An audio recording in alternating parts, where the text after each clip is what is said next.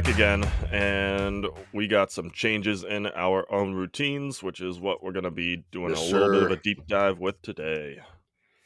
Yeah, I'm excited to talk about it.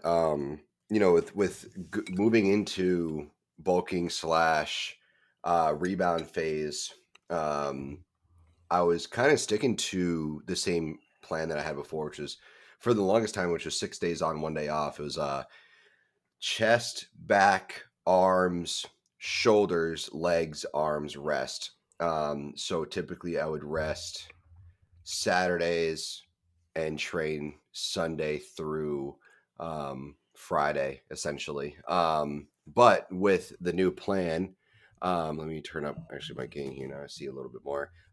With the new plan now, the am I too quiet? Am I good? Nope, you're good. You're All good. right. Well, That's a little loud. there we go. All right, that's better. So with the new plan, what it's looking like is essentially kind of like the way I look at it is like an 8-day split.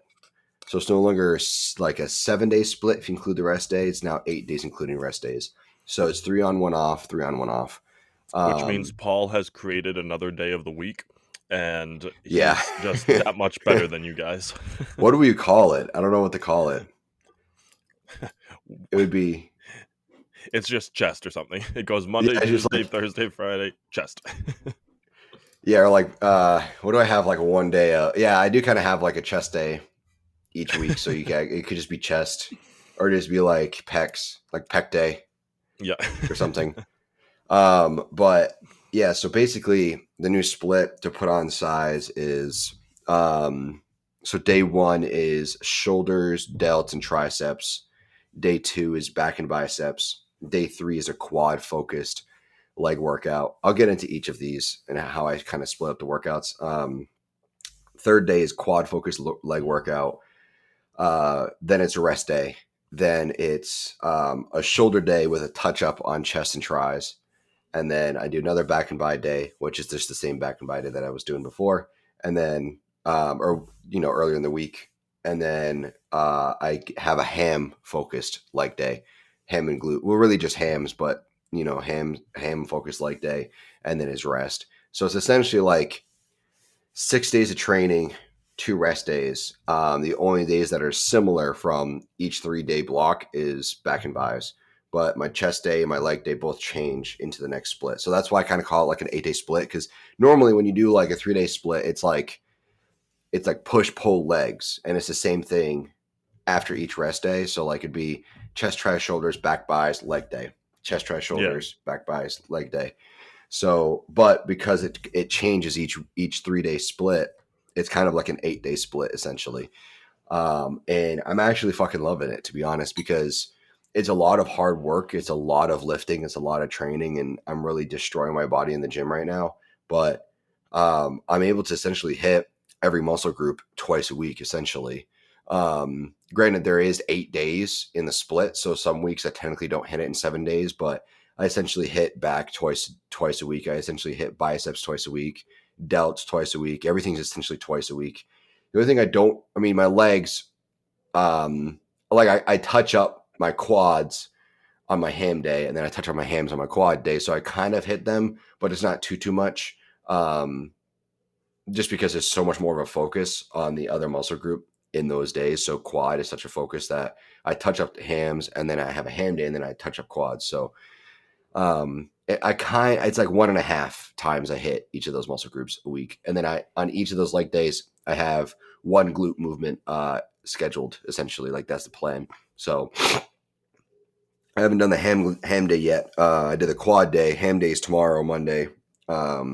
So tomorrow I'll be doing one movement in glutes, and then my quad day did a glute movement. So glutes, I don't really need to train too much. I grow them super, super easy. So I don't really need to focus too much on them, but hams and glutes or hams and quads, we're building up a bit more. My legs filled out my board shorts, but I think this is just also a better way to give my upper body some rest while I'm training my lower body. So it gives my upper body 2 days of rest essentially while doing legs and then resting. So I think that's part of the reason why But also this will also show like how easily I can build legs. It's been forever since I've had 2 leg days a week. So now that I'll have Yeah. it, I'll be able to be like, yeah, this is actually how fast I can grow my legs. Because a long time ago when I first started training, I had 2 leg days a week. It was a quad day and a hem and glute day. And like I was getting stretch marks and shit. And like my legs were just blowing the fuck up, which, retrospectively, it's like, they're not nearly what they are now, but at the same time, it was like proportionately they were blowing up like crazy. So I wonder how that's going to go now, which is going to be interesting. But I'm loving the split. It's really fun. I never thought I'd like a push pull leg split, but I think I like it because it's got those 2 sections. It's a little bit different and it's not the same thing over and over and over again. So that's kind of exciting. I liked it. I like it so far. And you've done every workout but the ham one, you said? Yeah, so I did. I did the first 3 days, which is the shoulders, chest, tris, back bis, and the quad leg day. I did the shoulders with the touch up of chest and tris. Today is back and bis, which is the same exact workout as my other back and bi day. So I've already done that. So now it's really the only one I haven't done yet is the ham focused leg day. But it's all movements I've already done. It's not like my workouts aren't built off of like new movements entirely. It's just the same movements I've done before, just with a different focus. So like Mm. right now, the focus on back is width more than anything. Thickness I can build really easily if I focus on it. So we're focusing on width. It's a lot more like pull downs. Like I start like I have like a pull over, a pull down, and a pull up, and then I have rack pulls and T-bar rows. That's my back day right there. So it's like the focus is like 60 to 70% width, and then the other like 30 to 40% is thickness, which is the rack pulls, and then kind of the T-bar rows is kind of towards a little bit thickness, a little bit of width. There, it's a good like mix. But then you have the pull ups, pull downs, and then the pull overs, which are all just width. So um, yeah, it's interesting. I like my back bite. It's a fun day, but it's hard. It's hard as shit. I'm exhausted when I come home. You're trying to become a Dorito. Yeah, literally. There's a competitor. I think it was at Texas. Whoever won 212 at Texas. I was like, this dude is literally an upside down Dorito. I'm like, that's how he's built. Like he's short too. He was like 5'6" or 5'7" or something, which like is kind of on the shorter side when it comes to bodybuilding. And when he was doing his front lat spread, I'm like, this dude is literally built like a upside down Dorito. Like that's why I don't like his physique. I'm like, he looks insane, but when he does his front lat spread, that's what he looks like to me. It's just like a super short upside. Like you take like a Dorito that's upside down, and then you like stretch the photo out so it's like a little shorter. That's literally him. Like I'm like, dude, I can't unsee this now. You know? Yeah. No, that's really funny. Yeah, but I mean, I do got to build the width. I mean, that was the biggest thing that the judges were saying was that I need to build my back really more than anything, which is understandable. My back now that like when I got lean and I saw that my morning shots prior to the show, I really did see the lack of size in my back. It was very evident. It didn't look like I had too much dense muscle. So back is obviously a big focus right now for the next year, which I'm not exactly upset about because back day is my favorite day in the gym. Mm. So it just means I get to do more of what I enjoy. Granted, I do more leg days, but because it's focused, it's not like as taxing as it normally is. Like it's taxing on the specific muscle groups that I'm hitting. Like my quad day was hard on my quads, but like I also enjoy it more now. Now that I have more energy and I can get like a good pump, even though I don't take pre-workout or anything going into leg day. I just show up with some salt and some water and I get a good enough leg pump that it's just like I can't even stretch my fucking legs out. Like it's like I can't even bend my knees. I'm just so pumped up. But it feels good to hit legs and a split like that rather than like before I was doing like essentially, I think it was like 3 movements for quads, 3 for hams, and like 1 for glute or something. But the third movement for ham and glute, I would do like kind of like an accessory movement. So like for instance, when I would do straight leg deadlifts for my hams, which I love, I would do like sissy squats, just like body weight sissy squats, supersetted with that for like my quads. So it's not like a crazy quad workout, but it is like touching them up towards the end of the workout. Hams would be like some sort of leg curl, straight leg deadlift, and then any sort of accessory movements through like a hack squat or like some sort of machine squat or something like that. So they were worked pretty heavily. And then glutes, almost never really touch glutes. Sometimes I do like adductor flies, but that's about it. Everything else is just accessory. Well, so also when you were, on all the different gear you were on, allegedly, your Allegedly. build size in your glutes because you're pinning there. Do you think that's Yeah. going to be the same now that you're on your PCT? Well, right now I'm still on 400 megs a test right now, so I'm still pinning in my glutes. Okay. Um, But I mean yeah, more so but it's upcoming. yeah, when I get onto my PCT and then completely get off, I mean it's not like I'd lose muscle. I just wouldn't really gain anything. When you come off, whenever we do a PCT and we come off, it's kind of like a maintenance phase. We just kind of want to hang on to whatever I have, clean Yeah. out, get some blood work, and then kind of get back into a bulk. So it's like for me, yeah, my glutes might not be gaining much size because I don't train them much, but that's not really the goal anyways, going through PCT and coming off clean everything. So um yeah, so to answer your question, I think they won't gain in size at all really, but that's not the focus anyways. Yeah. I just because when we talk about your glutes, like, yeah, you're able to get it because like your body just reacts well, but the pinning does help a ton. So Oh, for that sure, makes for sense sure. that you're just gonna maintain during that period. And what you said, 4 weeks or so for PCT, 4 to 6. Yeah, roughly. We're looking at. I'm probably expecting like middle of October, beginning to middle of October to start PCT. And that'll be probably 4 weeks. Some guys do 2 weeks, which is kind of on the shorter side. Typically, a full PCT would be about 4 weeks, and then you're completely off for like 4 to 6 weeks or longer, however long you need to be. I think my coach was like, or not my coach necessarily, but like someone I know wasn't my coach. It was someone I know. He was off for like 12 weeks or some shit, like completely off everything.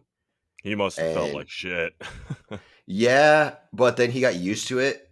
I remember talking to the guy I'm talking about. He got used to it and he's like, you just kind of, you get used to it and you just don't really remember, like, you don't realize what it was like before. And then he hopped on shit again. He's like, man, I feel like fucking Superman. And I was like, yeah, that's how you normally feel. That's why you feel like shit coming off because we feel normal. We don't feel like a superhuman anymore. So, yeah, it's just I don't know. I'm not really like I'm looking forward to it because it's the next phase in the plan, but I'm also not looking forward to it because I don't like coming off shit, just like any Yeah. guy doesn't. But so I mean, it's all just part of the process. It's you got to go through it. It's part of the process. I mean, overall, it's going to take 2 to 2.5 months to get through that phase.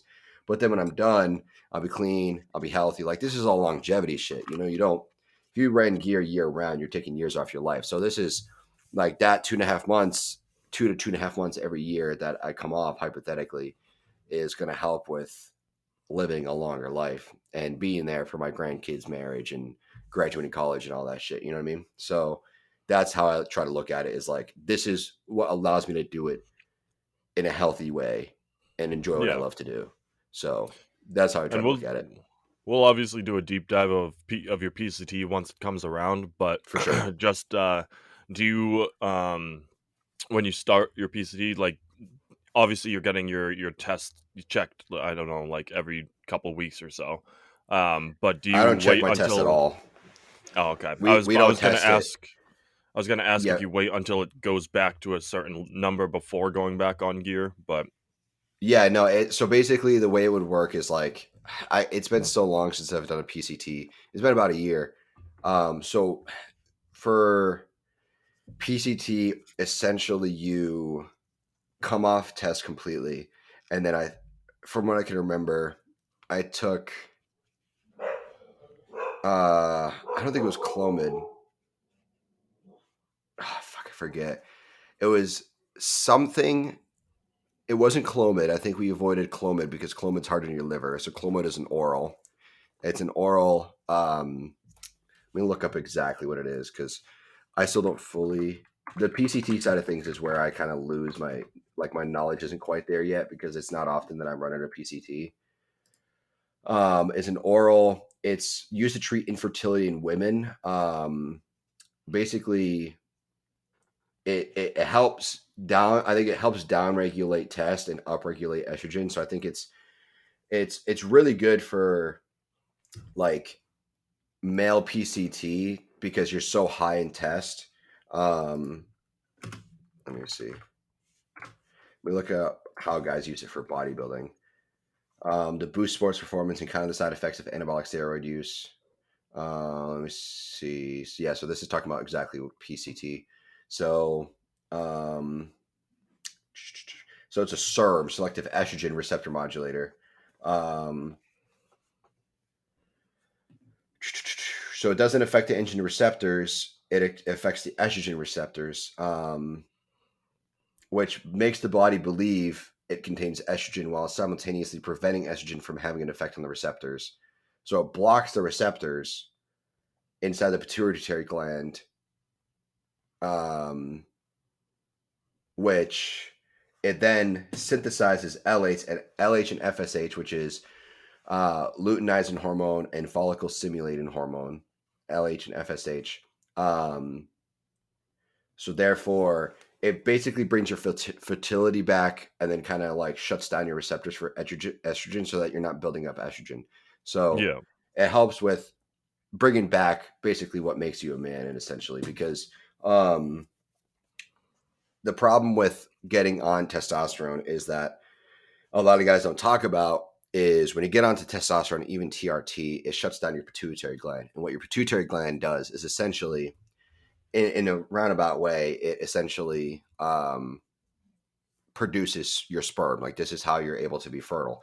And that's why when you're on cycle and you get tested for, your hormones like I did, most recently I had my LH and FSH was like in the shitter. It's basically non-existent because it's basically saying like, hey, your fertility is just not there because my pituitary gland is shut down. Therefore, my body's not producing LH and FSH, which is one of the markers you can look at to see how fertile you are. So you take Clomid as well as I want to say might be aromasin. I think like a higher concentration of aromasin. I can't remember exactly, which is an aromatase inhibitor, which is going to help with blocking estrogen production. I'm taking aromasin right now, and I use it. I almost get no side effects from anything really besides hair loss. Fucking clearly, if you guys are watching the video, you can see that.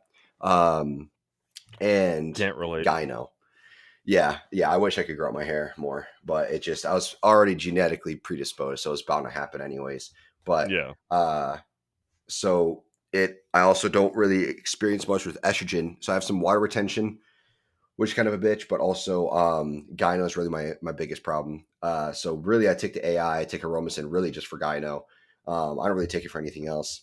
You can even get your gyno removed. So gynecomastia is from a gland within your nipples because we're all formed as women at first. For those that don't know, we start as women in the womb, our girls, females, and then No, we I develop was into always males. a guy. I was right from the fetus. I had a big ass dick. It was long. They could tell right away. So you start off as female and then you develop into a male. That's why we have nipples because we started as females. So men don't really actually have a use for nipples. Only women do. So we start as females, develop into males. Because of that, we have a gland within our nipples, which is caused to inflame, which is what's called gynecomastia. When you have high estrogen, your nipples inflame, and it's painful. The gland is sore. It's very unappealing. So you can get that surgically removed. It's a cosmetic surgery. You can get the whole gland surgically removed. One of the benefits of that as a bodybuilder, and a lot of bodybuilders will say to get it done as soon as you can, is that when you get that removed, and if that is one of your main side effects from high estrogen, you really don't need to take an AI at that point. Like, really, that's the only reason I take an AI in the first place. So if I did, get that surgery, I think it's like 2.5, $3,000 to get the surgery. Yeah. If you get that surgery, I really wouldn't need to take an AI. So a lot of guys, it makes it easier for them to manage their cycles. So therefore, if I were to take that, I don't need to worry about my estrogen buildup because my gyno is just not there anymore. It doesn't really bother me. And estrogen, actually, believe it or not, estrogen is actually one of the driving factors to how good of a pump you're going to have. So that is also an interesting fact there. There's a lot that goes into having a pump, but if your estrogen is like in the fucking shitter, your pump isn't going to be as good. So I always try to take my AI after my workouts if possible, so that way, if there is any estrogen in my system that's going to help with a pump, I let it. And then afterwards I take my AI, which is very, very little. I take very little amount of Romasin over time. And then that helps with the AI, but I also get the best pump I possibly can. So that's also a So, common so misconception. you're saying how much of a girl I am influences how much of a pump I get? Partially, partially. You got to be a little female to get a good pump. That must be um, why I get no pumps, because I'm all man. yeah, I'm just 100% dude. So I get my pumps are fucking. I deflate. I go the opposite way. I get innie muscles. They were outies, now they're innies. They go inside me. Yeah. So yeah. So I don't think it was Clomid. I have to look back at my previous PCT. I didn't know we were gonna be talking about PCT today. I would have prepared, but No, like it. I said, we'll do a deep dive once you actually get into Oh, your for sure. PCT. Yeah, because I want to say it's not the same every single time.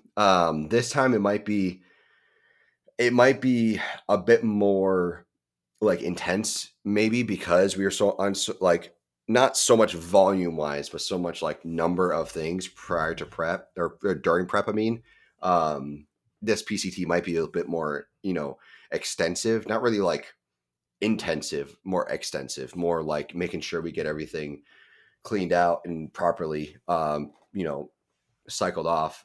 So then the last half of the 4 weeks, so the week 3 and week 4, I do know I take HCG, which basically every single guy takes for PCT. So HCG is essentially like this is what HCG was designed for. It's designed for getting off of TRT. Let me see. Where is the HCG aspect? Come on. So I always forget the acronym. That's what I'm trying to look up.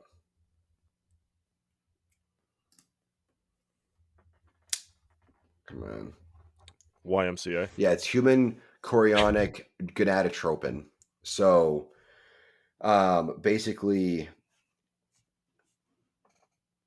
HCG is going to help downregulate everything. So basically, the way it's used is taken for 2 weeks after the cycle is completed. It can go as long as 8 weeks, but it shouldn't exceed that amount of time.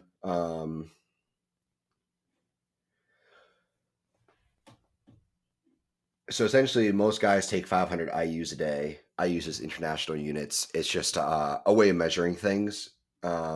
So essentially,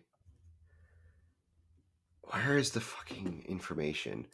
I've seen it. I've read about it before. It's just been so long. Yeah. Yeah. So Nolvadex. That's what I was taking. It wasn't Clomid. It was Nolvadex. So Nolvadex is also a SERM. It's a bit easier on the body than Clomid is. Clomid is a bit harsher on the liver. Nolvadex, I want to say, I can't remember if I pinned it or if it was a liquid eyedropper. I can't remember. Um, but it's for women with breast cancer typically. Um, it's still for female infertility for that aspect. So it has some, which is interesting. It has some cancer killing properties because it blocks protein kinase PKC, which is what this article is saying.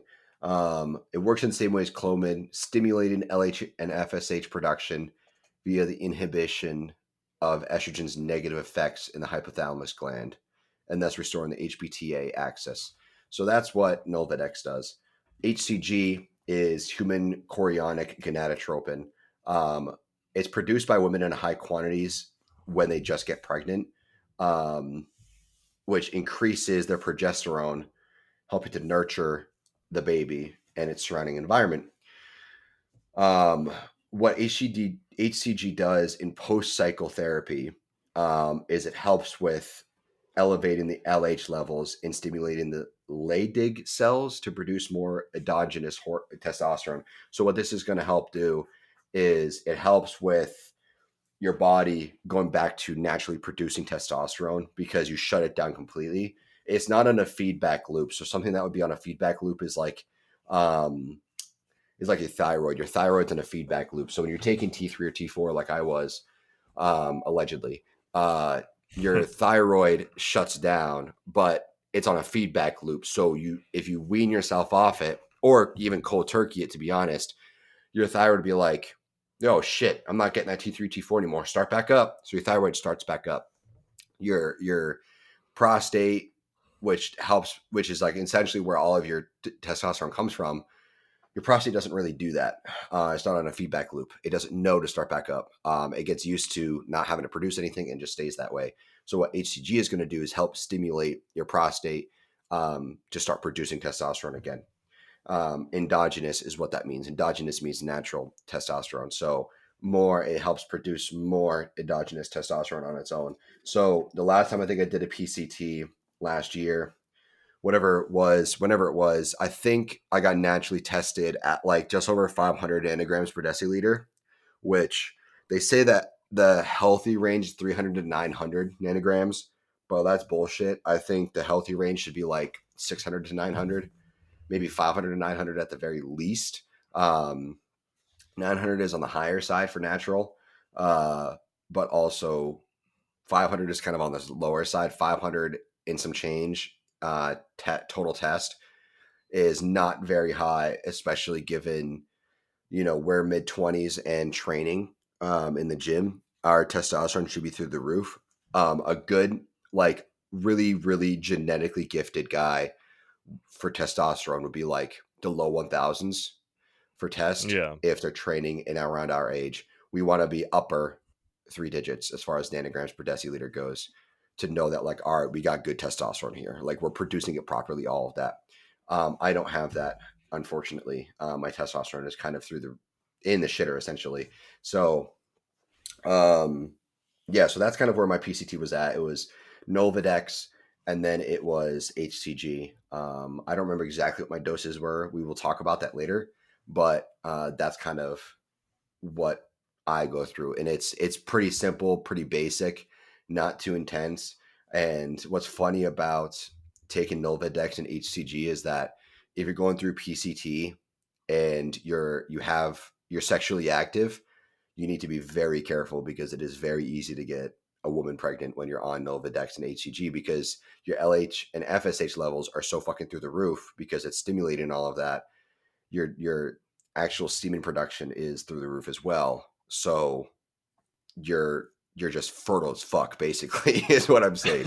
You could impregnate a village on Nolvadex and HCG. So you got to be careful of that when you're taking that stuff.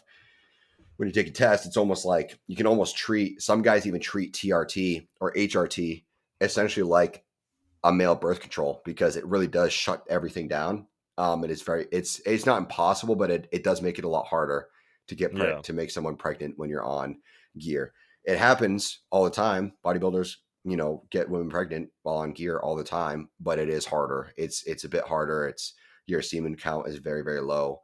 So it's not as common, but it can still happen. So some guys use it kind of like a birth control if they know what they're doing, and if that's their intention, which is kind of dumb to me. If you're just going to take tests just to not give someone pregnant, that's for the wrong reasons. But guys, there's a video Dom posted with, I think, a guy, his business partner the the clinic they're running in Vegas now, which they talked about how there's guys who come to them all the time surprised when they tell them that when you take gear or take testosterone or TRT or whatever, it shuts down your pituitary gland, which then shuts down essentially your semen production, and you can't really have kids. It doesn't stop you from having kids forever, but when you're on TRT and you're on, some sort of anabolics, whether that's at an anabolic level or not, it's going to be much harder. So if you plan on having a kid right now, you don't hump on anything. So it's just interesting that guys get surprised by that because it's just a lack of communication, I guess, from these clinics. But yeah, so that's the plan for the PCT coming off completely. But in the meantime, we got that new split, which I'm loving, and just trying to put on as much size as possible. And I'm getting much stronger, which is cool. I'm like double the fucking weight that I was lifting before, and the pumps are through the roof. And I just feel good. It just feels good to train, and I look forward to it essentially. Hell yeah. And before we get into the other topic we're gonna bridge into, I also have a quick little update. I texted you about that you're pretty happy, but um, with all my injuries that I've been riddled with this past, 2-3 months, I finally got back into the gym. Like, I was ready to get back into it consistently, and then I went down with another injury, but finally ready to get back into it. And so I go to Empire, which is my gym, and I love Oh Empire yeah. for the equipment that's there. I love it for the lighting and like the mirrors and all that. But it was literally like, if you've seen the memes of going into a gym at 5 p.m. on a weekday, like that was what it Mhm. was. It was full of broccoli heads. It was full of all these young people. And don't get me wrong, I don't mind when like there's a bunch of people working out. I really don't. Like, I'm a social creature. I love being around other people, so it doesn't bother me seeing all that. But I was legitimately like, I finished everything I wanted to for chest, and I always like to cap off my chest day with my high, middle, lows on the cable flies, and like just being able to work and try and train my striations a little bit. And I legitimately had to wait almost 30 minutes for a cable machine to open. And we have three now. We don't even have two, we have three. And that was just I saw it. too Where's the third much. one now? They stacked another one right in that corner. Okay, because that must be brand new then. Because when I was Yeah, there, yeah, there's only two. it's new as of Oh like, no! The one that's like close together. It's like a tower. yep. Yeah. Okay, I did But see you can that. I did see but that. I can still do what I need to for chest on that. Yeah. Okay, I did see that one. Those are cool. Yeah, you just Sorry, can't I do just was like, like, you can't just do like overhead curls with it, like, because it's too yeah, close together. I yeah, mean, they're very close. for me the other ones are too close together because my arms are so damn long. But Yeah, but you can work with it. yeah, yeah. But all of that together, I just sat there and I was like, this is the end. Like, I always buy memberships in full, so I'm done on the 15th of October. And I just looked at like everything and I was like, it's been great, but Empire, I'm done because I'm living back in Gardner now. So I'm gonna go pick up a year at Paul's home gym, Vanarchy, out in Mm-hmm. Gardner, Mm-hmm. and time to go dungeon mode because it is For sure. the most underground gym you can find. It doesn't even It's look like a sick. gym on the outside. You wouldn't even know there's a business there. There's Yeah. a small parking lot with cars. There's no parking spaces. There's just a cement with a tree in the Yep. middle. And then there's a door that says Vanarchy on it, I think. I'm not even Yep. sure if that's still even there. That sticker's still even there. And that's it. There's nothing else that indicates there's a gym there. You have to know it's Yep. there to know it's there, you know? And Um, that's what I'm hoping for because, like I said, I don't mind working out with other people, but it just got taken over because it's like, mhm, I mean, good for Empire because they do such a exactly. good job marketing and the advertising, and like they bring in a ton of people, and it's great. I mean, it's great for them, but for me, it's just it's end of the road. Like, I'm not gonna be able to do what I want to do in there, and because like for me, I finished teaching, and so I'm going to the gym at like 3:34. I can't avoid that rush, so I might Yeah. as well make it a rush that's way more low key, and yeah. So Vanarchy, here I come. I think something else that's you're gonna realize is gonna be really nice is logistically how much closer Vanarchy is to you. Oh god, yeah. Well, that was the Like big that thing because drive. I was living out in, Empire area when I Right, first right. started. It made more So, sense when you were closer to it. And now your drive's probably like what, like 20, 25 minutes? going to Empire, yeah, like 25. Yeah. So going to I could I Vanarchy, could you're probably like 5, maybe? I could walk and still take less time to get there. Yeah, exactly. You could ride a bicycle and get there in just a few Ugh, minutes if cardio? you wanted No. to. Yeah. Psych. You just get like a mountain bike or something with like those giant fat tires for like beach riding, you like ride that in the snow and put the gear like as high as possible. So that way it's like super hard to start and get like a quad pump by the time you actually get to the gym. Like No, one rotation gets you a mile. I'll get an electric bike and just do none of the work and just coast on in. Yeah, yeah. No, you just got to get a throttled electric bike. Those are like 4 grand, and you'll just ride your way there. Um, but yeah, no, that'd be sweet. The lack of time spent in the car is gonna be nice. Yep. Let me tell you, it's much nicer because I for the longest time, not really the longest time, I guess like 6 months prior to moving where I live now, I was driving about a half hour to the gym. We moved to where we are now because we were 15 minutes from my wife's work at the time, and I'm like not even 10 minutes from the gym at the time. Now we go. She drives less than 10 minutes. I drive like 15 minutes to the gym, but it's much nicer when you have such a less drive to make. It really like I spend now. I'm lifting like a little over an hour is how long my training sessions are now. So if I was driving a half hour, 35 minutes one way, that's my workout right there.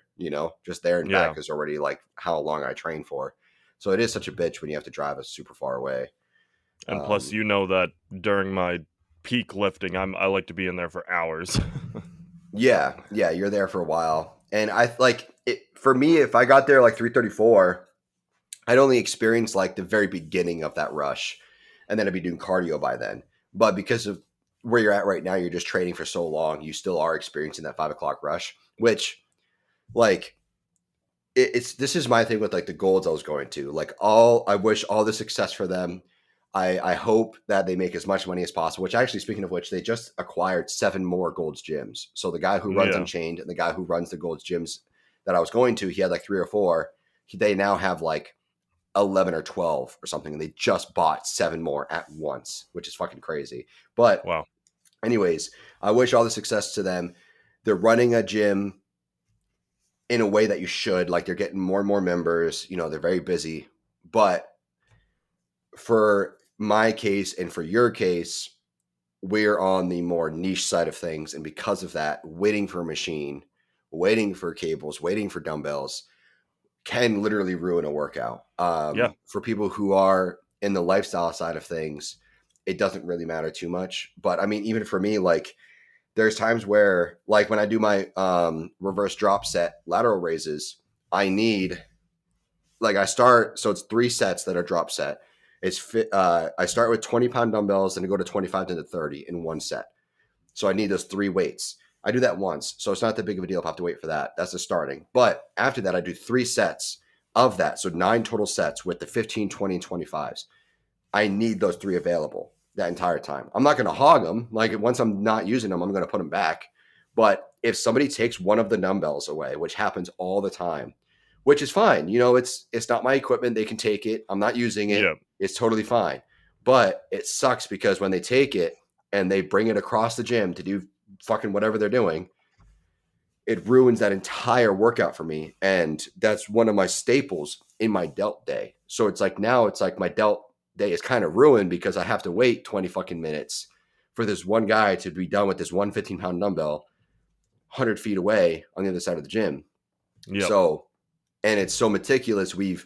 You and I, we've trial and errored so many different workouts, so many different movements that we've found what works for us. I found exactly what works for this, what works for that. So if I have to wait for something that's in my routine, it's in that routine at that specific moment for a reason.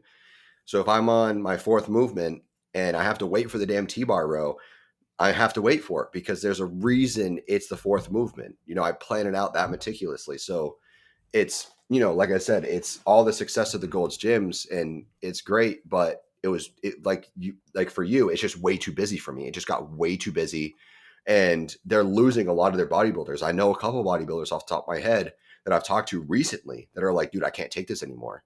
And they're in the Yep. same place as you where they bought the year, and they have to wait it out, but they're like, I can't fucking train anymore because there's so many people. I have to wait for literally every single piece of equipment, which is again great for the business, just sucks for those of us that can't experience that, and find it annoying to experience that. So That's why yeah, it's a it's just double-edged sword because, like, yeah. you're happy for the business. Like, I know the owners of Empire. I know the staff that work there. Like, I know, Mhm. like, my coach and his buddy run the cafe there and run a clothing line and everything. Like, all of that is gonna be, like, super beneficial for them, but and I'm super happy for them. Like it's gonna be great for them, but for me, it's just I can't deal with it. Like Yeah. It just sucks. It's like that's why it's like where I go now is just absolutely fucking perfect. I can't express enough how much I love the gyms I go to now. It's the one of the gyms is very similar to Vanarchy. Not quite as much equipment. If you combine both gyms into one, perfect fucking gym. If I could put all the equipment from one gym, the Plaza gym that I go to, into the more like underground one with the no AC, perfect fucking gym. There'd be no other gym I'd ever go to. But you kind of have to. There's pros and cons to each one. There's a reason there's two locations, all of that. So, with that being said, I love it because even when it's the 5 o'clock rush on a Monday and it's busy in there, it does get busy because of the atmosphere of the gym. You're only around extremely experienced people. And I've never had a problem being like, hey, can I work in with you? Never had a yeah, problem with that. And also on top of that, people aren't sitting in a machine with groups of kids. There's not a group of high schoolers. Like every single person I've seen there is at least college age or at minimum graduated college, pretty much the entire, like for every single person, they're all adults. So you never see those high school broccoli heads, whatever you're talking about. There's no groups of people typically. It's almost everybody's lifting on their own. So there's nobody using one piece of machinery for 20 minutes, which is great. So that's why I love the gym I go to now. It's perfect. But you'll experience that with Vanarchy. Everybody at Vanarchy is experienced. They've been going there for years, decades even. They know what they're doing. They're using the equipment for 5 minutes maybe to do their 3 or 4 sets, and then they're moving on. You never have to wait for anything. It's never busy at Vanarchy. It's the best gym ever. I wonder what the 5 o'clock rush is because I don't know the last time I've ever been during the 5 o'clock rush. It's been yeah. years, so I don't know what it's like now. But Well, another big part of it was like whenever I think about leaving Empire, I have to find a gym that's 24/7. Like, because yeah, Van Ark, you just use the scanner, which is what I do at Empire. But like, I have to have that because there's nights where like I can't sleep and I just go, all right, I'm just gonna go lift then, or like I'm gonna go, just burn some energy in the gym, like, yeah. and that could happen at like 1 in the morning, and I just need that flexibility to be able to go in there, and I mean, there's Van's the only one that has scanner in Gardner. Like there's ones that like, What about Muscle I've Works? You I ever checked out Muscle I Works? couldn't tell you about that. But my whole thing You is look that that up. like I don't want to have to deal with staff or anything. I just want to be able to go in and do my thing. Yeah, that's what's nice about the key fob. Originally, um, Vanarchy had. Yeah, see, Muscle Works looks very different now than it used to. Yeah. They're 24 hours as well. I went to Muscle Works once, and it just really wasn't for me. It looks like their equipment's a lot better than it was. Um, but they had a metal key before, which was interesting because he had some logistics issues because even when the key on the key it says do not duplicate. So when you go to bring it to a key maker, they'll They see won't that and do they it. can't. Yeah, they won't do it, but you can still get around that. People have gotten around it and have been able to make fake keys in the past. And the other problem is that like when in his case when a membership is up, he can't just like shut off the key fob. You can't just Yeah. like turn it off like you would like my gym now. If my membership is canceled or whatever, the key fob doesn't work anymore. Where with the metal key, you can just go at like whenever he's not there, whenever there's no staff, and just Yep. train and just never pay. So it's like that was a problem. But the key fob now is way more, it makes way more sense logistically. Yeah. But yeah, I love Anarchy. I'll always preach Anarchy anytime. Yeah, and that's where I'll be headed, and I'm looking at. I mean, my membership is up the 15th of October, but honestly, I might just pick it up middle of this month, just because that's when my next pay cycle is, and just get it rock because it's only 300 for the whole year. Like that's Yeah. dummy cheap, and like so I'm just ready What to just was get in there and start working. It what was a was little over 400 for the year at Empire. okay, yeah, so it's quite a bit cheaper. And that's including or not including the gym fee, like equipment fee, I mean, which I think was like 50 or $60, something like that. Or they do like a yearly Oh, equipment an fee annual on fee. yeah, on top of everything. Hmm. And that's somewhere between 50 and $60. So, Gotcha. Okay. Yeah, I mean, if they're investing that back into the equipment, then that's fine, I guess. But well, annual you see, fees can get kind of sketchy. Empire opened up a whole second gym, so for them, they're actually like doing their Yeah, work with it. mine I think has a 6 month fee. It's like $20 every 6 months or something. But Yeah, they're always buying new equipment. Like every month, there's like a new piece. Like they've already added in the past few months. They've added like 3 or 4 new pieces of equipment in the other location, the Plaza location. So I mean, they're still putting that money in to it. But yeah, Muscle Works. Actually, I just looked up their Facebook. They got a new location. It looks like, yeah, the end of the year 2021. I don't know if it's a new location or if they renovated it. But the end of 2021, I went like 2018, something like that, and it just wasn't for me. It was not a very good gym. There wasn't much equipment, but now it looks like it's better. I don't know how they are now. So I mean, yeah, it looks like some hammer strength, shrink. hammer strength. Um, some Life Fitness, some Paramount, a mixture of stuff. But Vanarchy is top notch. I mean, you can't beat that. They just got a super lying leg curl, which is sick. I didn't get to try it, unfortunately, but I love the super leg equipment. It's fucking sick.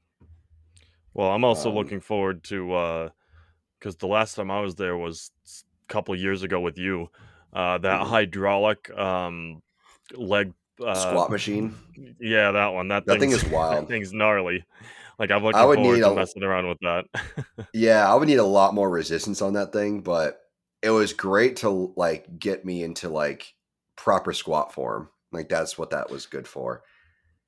And you just Yeah, and I fight your have own it. resistance.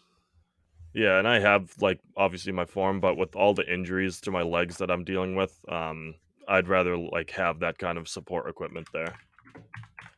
Yeah, yeah, it's good to stretch out your legs, stretch out your hips, all that.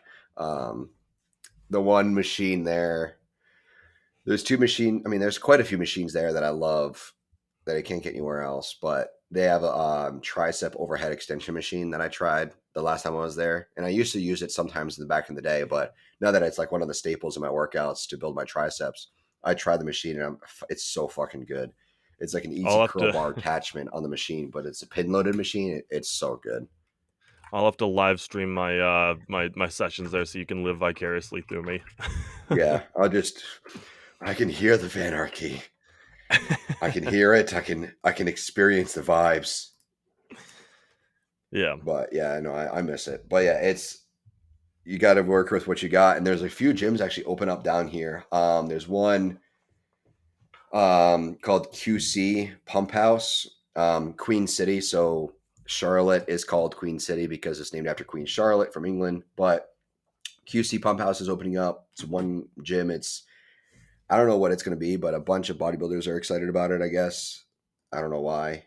It was just very random. Everybody was posting about it. I'm like, dude, there's no pictures of equipment yet. Like, we don't even know what kind of equipment they're going to have. All that there is an empty warehouse from Yeah. random ass owners. Like, why are you guys excited? Anyways, there's also the Core Fit, which I think I've talked about. That's opening up, which is like kind of like an influencer. Like they said, like designer gym for the modern lifter or something is what their quote is. So it's like pretty and like got this like neon lighting and good lighting for videos and shit. So it's like an influencer kind of gym. Um, so that will be interesting to check out maybe one day. But yeah, there's a couple gyms opening up.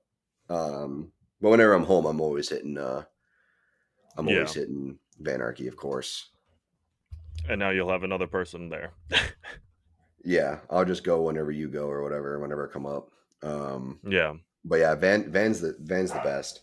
The only problem is just the hours. It's just hard to get in there when he's there, or when Yeah, someone's but there to once you sign get up. that membership, yeah, once you get the membership, then you're good. Exactly. But yeah, I just gotta get there at the time. But Yeah, so I mean, with that being said, I'm looking forward to seeing what size I can put on. I put on quite a bit of weight. Um, as far as prior to the show or the show itself, weigh-in was like just over 194. All the definition I'm losing is really just like in my abdominal section, and my hips, just where I store all my fat, which I was hoping to keep down lower, but it's just not really happening. It's just where I'm still putting my fat, which we can get in check with this new split. I've only really been doing it for 4 or 5 days now, actually, like actual 4 days of training. So it's possible that like now that I'm doing this new split, I'll actually be able to lose some weight, lose some fat, hopefully, because of how difficult it is. And then plus Yeah. keeping up with cardio and all that shit too is going to add to it. So looking forward to keep doing that and getting stronger, getting as big as possible. Because I could put on the weight where not necessarily everybody can. So you got to take advantage of that, and just eating as much as I possibly can when it comes to the plan. Just keeping up with the food and all of that. But now that we're like at a good place for routine, I'm just kind of in a routine. It's I like in one way it's like I miss prep because every day was different, but it is kind of nice to be on a routine again and to be like kind of consistent with the way I'm living my life in general. So it's a good change of pace. It's a good change of pace to have the routine, to have the schedule, all of that, and just kind of go through the motions. But then when I'm in the gym, I'm able to crush it and do everything I want to do and not feel tired, not feel exhausted, not feel hungry during it. So that's Yeah. also a good change of pace as well. I get to enjoy the gym again in a sense. But I'm still sweating like a motherfucker when I'm in the gym, especially in the hot one with no AC. So like that's fun. I always love sweating. Um, and then beating the logbook as well. It's so much fun hitting new numbers. Like I'll start a workout or start a movement and be like, all right, I hit this last time. I want to try to beat it by a rep or two, or add weight and you know Well, that's do the less progressive reps, but overload. exactly, yeah. But sometimes what I'll do even is like I'll lie to myself in my logbook. And I'll be like, all right, I hit 7 for rack pulls by accident. I'm gonna tell myself I hit 8. So next time I do rack pulls, I'm gonna aim for 9. Yeah. It's like I like lie to myself so that I can make the progress, which is kind of actually really effective because I end up What I've beating it. wh what I've done with that too is, like, for example, my deadlifts, I was doing like a 10-6-4, and so my last one, if you did 4, then you try and do 5, but then there was one week where I had done 4 the previous workout, and I had someone there with me, and I was like, "Hey, if I don't get to 6, really degrade me, really yell at me, and make sure I get that 6th one up there." And, Your like, mustache looks like shit. yeah, exactly, like, he he just really laid in because, like, I did the 5th one, then you know how you do, like, the deadlift pull bar just to, like, try and get the weight and, like, Yeah, most yep, people do it just to test it at first, but, like, that was yeah. me trying The to, like and then I had to shake kind put of it. thing. Yeah, and I do that then all the time. I was like, "I gotta get this up," and that's when he really started yelling at me, and I was like, "That's, like, in a normal situation, wouldn't have been able to get that 6th one up, but then here's, this bozo yelling at me, and that's all I needed." Yeah, yeah. The little motivation. There's whenever I spot someone, I tell like I say like depending on the movement, I'll tell them different things. I usually don't like unless they tell me to say something, which never happened. But if they were to tell me to say something like that, I would. But typically, I just say like motivating shit, like drive, push, like it's all in your head, like you got this shit, stuff like that. But there's this photo that's been circling about like shit you say in the gym, and what it actually translates to. And one of the things that I disagreed with was it said that was all you means you almost died. And it was like, no, I disagree with that. See, I say that was all you, and it really was all you. But when I say you had it, that means they almost died. Yeah. Like when I say, oh man, you had that shit, that means I had to lift that off you. Were gonna fail. Yeah. Um, but yeah, that's something that I always say afterwards is I tell them how that last rep went, from my perspective. But yeah, it's fun spotting people. I'm always training by myself. I never train with anybody anymore. Well, that's another thing too with, like, my change from Empire to Van because, like, at Empire, there's like a select, very select group of people that I know I can like point out and be like, "Hey man, can I get a spot here? Can like give me a lift off or something like that?" Because one, it might be like for if I ask just a random person, it could be like a lack of experience at this point because of how many like new people are getting into that gym. But then it's also like the people who just have like the ego lifting and just don't want to do that for someone else, and that's so prevalent there that like I'm starting to get like, I don't want to ask people, and that can be detrimental to a workout. Like especially if I'm doing like a drop set of some kind, and I want someone there to just flip the plates off. Like that's something that I can't really do myself if I'm like trying to keep that consistent like set going, and so it's tough to ask people there, and that's why I'm like Van. I mean, Van. Everyone knows what they're doing there, so like I Yeah. won't have a problem with that. I think also, so like when I was visiting up there, there wasn't like a lot of younger guys. There was one younger guy, definitely like a natural bodybuilder. I think he competed at the time, but there's not many guys at the time that like I would have been like, hey, can you spot me? Um, because like the thing is when you're training, you want to find a spotter who you know can lift the weight. And at the time, I was like, I'm not like I was training with my friends. I was training with Cam, I trained with Ryan, so they were spotting me. But if I was there by myself, there wasn't really anybody to be like comfortable asking a spot. But the good thing is that when you go to the gym at the same time every single day, I go to the gym right now like 5 to 5:30 every single day. You can build rapport with like one or two people. And there's a Yep. couple guys in the gym, pretty much any day I go, that if I need a spot, I can ask them and they'll say yes. So that's good to have too. Is that like there's one guy at the other gym, the hot gym that I have to ask for a spot. He's always at the same time as me. Um, I'm trying to think if there's another one. I could probably all ask the owner. He probably would say yes, of course.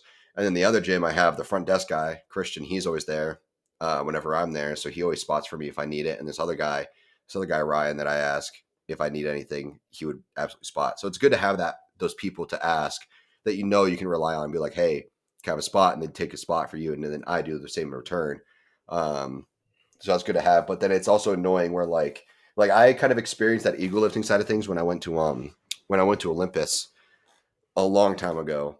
Um, Shortly after moving here, I started going there. So it was like 2021 from like April to August. I only went there for like 4 or 5 months because it was a very, very heavy powerlifting community there. And powerlifting is very egocentric.